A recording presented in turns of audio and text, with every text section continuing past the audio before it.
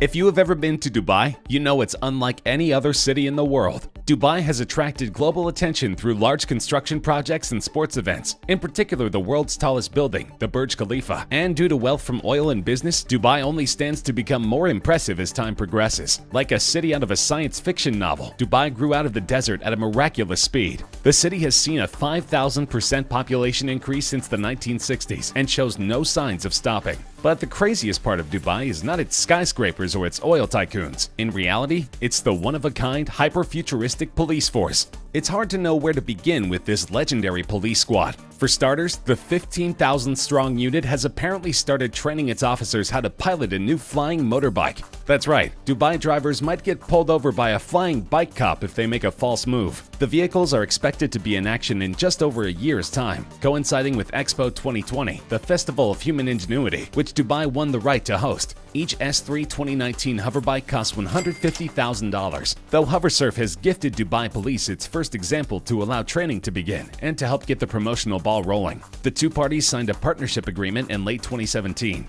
Based on a prototype previously made from aluminum, the body of the electric vertical takeoff and landing bike is a one-piece carbon fiber composite, which both reduces the weight and adds structural rigidity. The new curb weight, now just 253 pounds, means Hoversurf has been able to install a more capacious battery discharging 12.3 kilowatts as part of the S3 2019's hybrid powertrain. This also allows the drone, restricted by law to a 96 km/h speed limit and an altitude of 16 feet, to fly for up to 40 minutes on what the company calls drone mode. And while the flying motorcycles put the Dubai police force in the headlines recently, this isn't their first foray into exciting vehicles. It all started back in April 2013, when they announced they would be adding a Lamborghini Aventador to the fleet. This was the obvious choice if you were in the market for a maximum wow factor mainstream supercar back then, so it came natural, even if the car came with a $350,000 price tag. They also added a $200,000 McLaren MP412C with a max speed of 207 miles per hour to the fleet.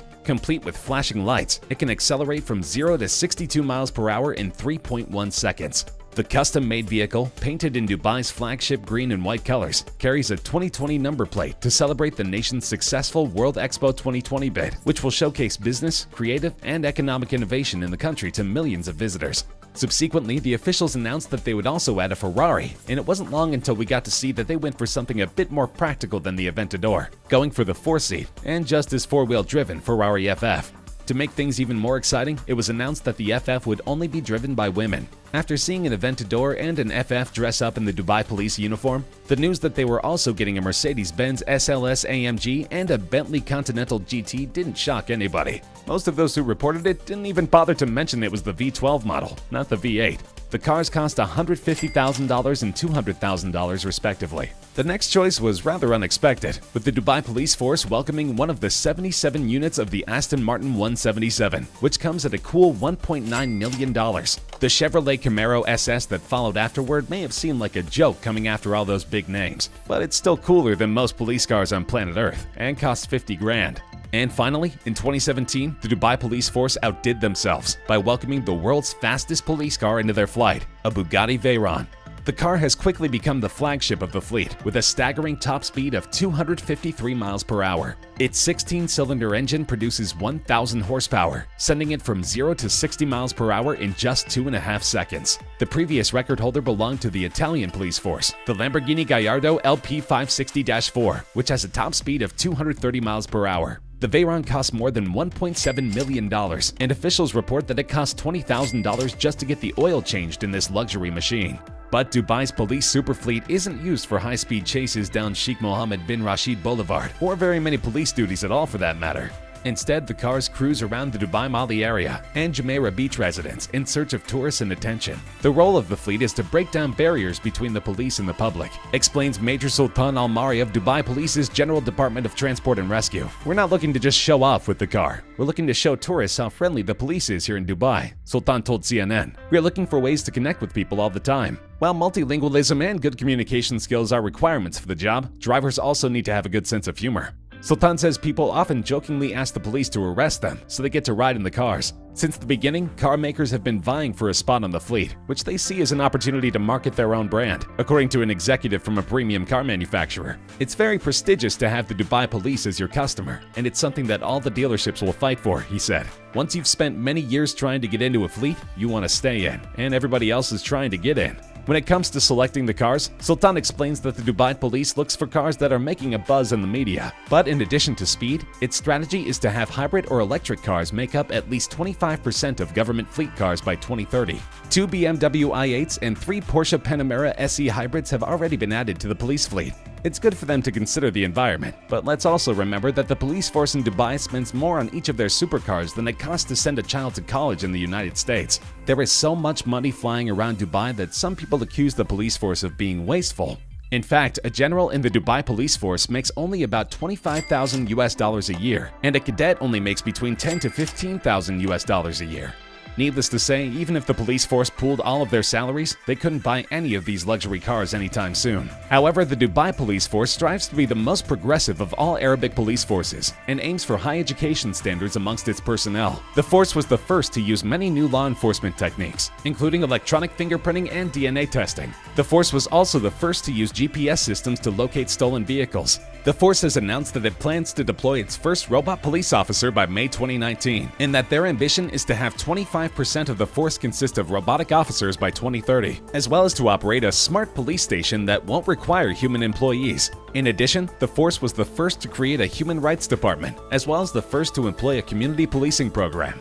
As part of their futuristic image, they have poured millions of dollars into the General Department of Artificial Intelligence. This department is another integral part of the police force, as well as being the most recent department to be created. It was established in 2001 as part of the aims of Sheikh Mohammed bin Rashid Al Maktoum, Prime Minister of the United Arab Emirates, to form a totally electronic government. In 2008, 30% of UAE nationals were assigned to the work in the e-services department to fulfill their duty. In 2014, Director General Khalid Nasser Al-Razouki introduced Google Glass to the police force to issue fines and identify wanted cars. In 2018, the department was renamed to correspond to the new government direction toward artificial intelligence. But despite their efforts to move into the 21st century, the police department has been at the center of numerous controversies. The police in Dubai have long been accused of brutality, including the practice of torture leading to serious injury as well as death. In 2011, British tourist Lee Bradley Brown was arrested by the Dubai police and died in prison after 6 days of custody in a controversial manner. Police have arrested many people in recent years for posting humorous or satirical videos on the internet. Anyone posting material deemed offensive to Islam, the government, or to the royal families are subject to arrest. Police have also been accused of using excessive force when dealing with protesters or prisoners. Freedom of speech in Dubai is limited, with both residents and citizens facing severe sanctions from the government for speaking out against the royal family or local laws and culture. Most of the low-paid laborers are victims of human trafficking or forced labor, while some women are even trafficked into the growing sex trade in Dubai, a center of human trafficking and prostitution. However, statistically, Dubai is the 9th safest city in the world. There seems to be a misuse of power, but the police are still effectively preventing violent crime. This is impressive because not very long ago, Dubai was at the center of the world financial crisis, and crime was rampant. In fact, luxury cars worth hundreds of thousands of dirhams can be found gathering dust on roadsides across Dubai, the remnants of the city-state's economic boom that was brought to an abrupt halt by the global financial crisis. The financial crisis forced many companies to slash jobs, and those made redundant who had taken advantage of easy credit during the boom found themselves unable to meet car payments. Dubai municipality said 1,476 vehicles were recovered in the year to July 31st, compared to 1,227 during the same period in 2008. In a sandpit in one affluent Dubai neighborhood, The Springs, a Land Rover Discovery was found motionless, covered in dust, with another one bites the dust written on a grimy side window. A few miles down the road in another residential district called Al Barsha, a Porsche Boxster was parked with keys in the ignition. On the passenger seat are documents for a 144,000 dirham loan taken out at the Dubai Bank. The number of vehicles that have been abandoned in Dubai have become the stuff of urban legend, with rumors of thousands of cars being dumped at the airport, as debt-laden, high-flying execs flee the emirate after losing their jobs in the global financial crisis. But those times didn't last long, and now Dubai is back on top. The city-state is easily one of the world's fastest-growing economies. Dubai's gross domestic product is projected at US $107 billion, with a growth rate of 6.1% in 2014. Although a number of core elements of Dubai's trading infrastructure were built on the back of the oil industry, revenues from oil and natural gas account for less than 5% of the Emirates' revenues. It's estimated that Dubai produces 50,000 to 70,000 barrels of oil a day and substantial quantities of gas from offshore fields. The Emirates' share in the UAE's total gas revenues is about 2%. Dubai's oil reserves have diminished significantly and are expected to be exhausted in 20 years. Real estate and construction, trade, entrepot, and financial services are the largest contributors to Dubai's economy. So regardless of the naysayers, Dubai has more than enough tax revenue to fund an incredible host of police vehicles. Don't expect them to buy any more civilian cars in the near future. The chief of police says the fleet has brought the force an incalculable amount of good publicity, and they intend to pursue even more amazing vehicles in the coming years.